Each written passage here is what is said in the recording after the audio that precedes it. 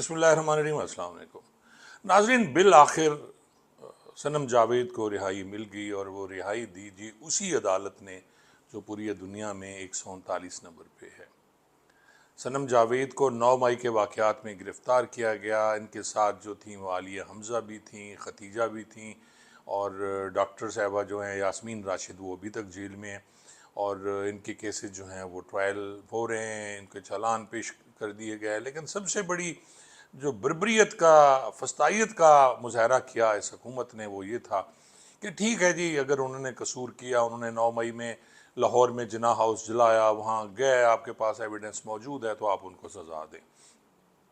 लेकिन जिस तरह उसको सज़ा दी जा रही है, मरीम नवाज़ साहबा के ख़िलाफ़ जो उन्होंने वीडियोस बनाई, और ये 3 ख़वातीन वही हैं जिन्होंने मरीम नवाज़ साहबा के ख़िलाफ़ बातें की जब वो इक़्तिदार में नहीं थी।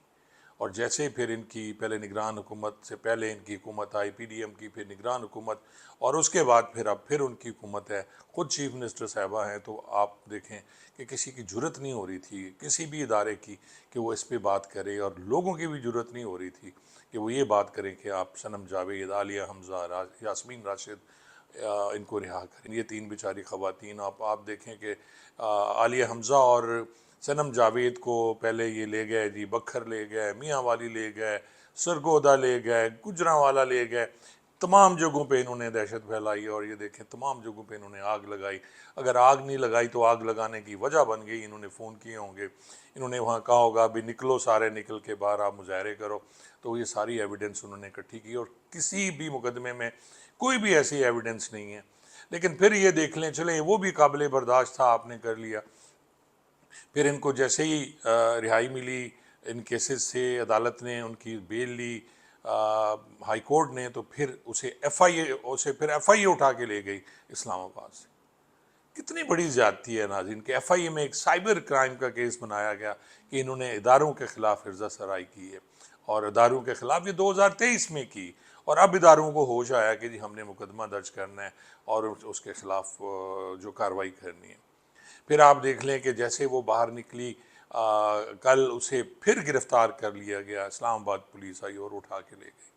फिर आज उसे अदालत में पेश किया गया और अदालत में फिर उसका रिमांड लिया गया कि उसने बलूचिस्तान में भी दहशत फैलाई और वहाँ बलूचिस्तान में इसके कहने पे लोग निकले और उन्होंने कोई आग लगाई और कोई टायर जला दिए या कोई गाड़ियाँ जला दी।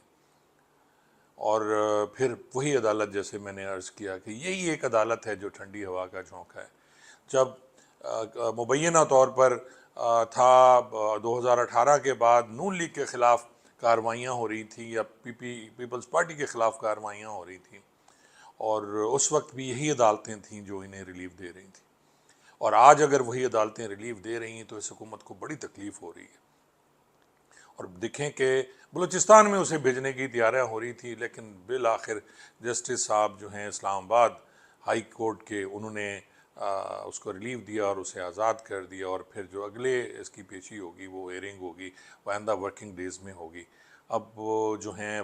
सनम जावेद साहबा अपने घर में आ गई हैं। आज कोई पुलिस नहीं गई क्योंकि उन्हें अब लग रहा था कि Islamabad police,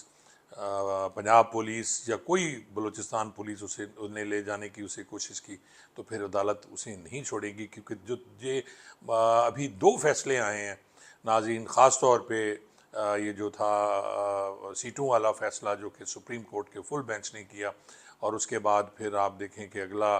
full court bench जो था उसका फ़ैसला 8-5 वाला, और उसके बाद जो एक फ़ैसला होता है अफजल मजूका वाला जिसमें वो बरी कर देते हैं बानी PTI को और उसके साथ बुशरा बीबी को, तो उस फैसले इनके बहुत ज़्यादा असरात हुए हैं और लोगों में भी कुछ हौसला आया है। मैं फिर ये कहता हूँ कि ठंडी हवा का एक झोंका है जो अदलिया की तरफ से आया है, ख़ास तौर पे सनम जावेद के बारे में, जो पिछले 14-15 माह से जेल में थी। बहुत बहुत शुक्रिया।